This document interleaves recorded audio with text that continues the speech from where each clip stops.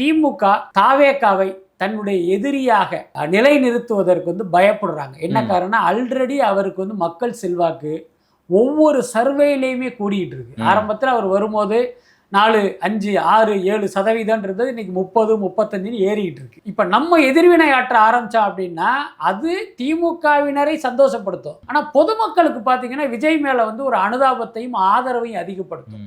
அப்ப நம்ம இவரை பெரிய ஆளாக்கி நாமளே இவர் பெரிய அளவில் வளர்த்து விட வேணாம் அப்படிங்கிற ஒரு எச்சரிக்கை உணர்வில் இவரை பத்தி பேசாம அப்படி இருட்டடிப்பு செய்யறாங்க. அப்ப அதிமுக ஒரு டம்மி பீஸ் இந்த தேர்தலை பொறுத்த வரைக்கும். இன்னொன்று, எடப்பாடி அதிமுக அடமானம் வச்சிட்டாரு, அது ஒரு அடிமை கட்சி ஆயிடுச்சு.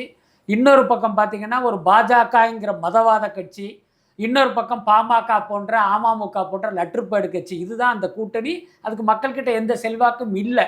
ஆனால் திமுக என்னன்னு கேட்டால் எங்க எதிரி இவர் தான் என்ன அப்படின்னு அவங்க ஒரு நேரேட்டிவ் செட் பண்றாங்க. அதோட அர்த்தம் என்னன்னா, ஒரு பலவீனமான சோப்லாங்கி முன்னால தன்னை ஒரு பலமானவனா காட்டிக்கிறது ஒரு பக்கம், இன்னொரு பலமானவனை இருட்டடிப்பு பண்ணுவதன் மூலமாக தேர்தல் களத்தில் நான் மட்டும்தான் பலசாலி அப்படின்னு காட்டுகிற ஒரு உத்தி தான் இதெல்லாம். நியோமேட்டின் ஹேர் க்ரோத் லோஷன். இது சாதாரணமான ஹேர் ஆயிலை விட பல மடங்கு வேகமா ஊடுருவி முடி கொட்டுறது, அடர்த்தியின்மை, சிறுவயது வழுக்கை போன்ற பிரச்சனைகளை தடுத்து முடி அடர்த்தியா வளர உதவுது.